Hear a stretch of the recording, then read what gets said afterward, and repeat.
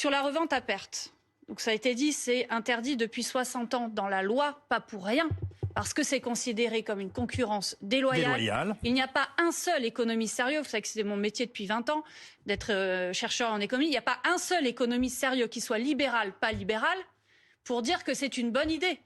Parce que c'est considéré comme une façon de tuer la concurrence et de favoriser les oligopoles ou monopoles. Et dans 6 mois, vos 5800 petites stations d'essence et vos supermarchés ne seront pas capables, dans 6 mois, d'avoir tenu le coup face aux très gros. Et c'est même pas bénéfique pour le consommateur. Je vais vous dire pourquoi. Parce qu'on s'attend, même Leclerc, qui est peut-être celui qui pourrait le plus baisser ses prix, dit 2 à 3 centimes par litre. Bon.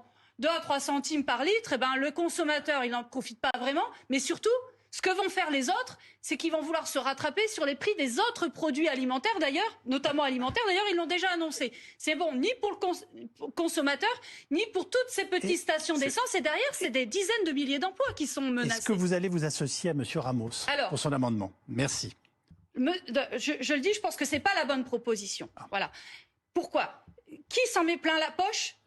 Quand on fait le plein d'essence, qui s'en met plein la poche en fait? Quand vous faites votre plein d'essence, vous en mettez plein dans les poches de Total et des pétroliers. Les marges sont passées de 25 €, la marge est passée de 25 € par tonne d'essence en 4 mois à 122 € la tonne d'essence pour les pétroliers. D'accord? Total a fait un bénéfice de 20 milliards d'euros en 2022.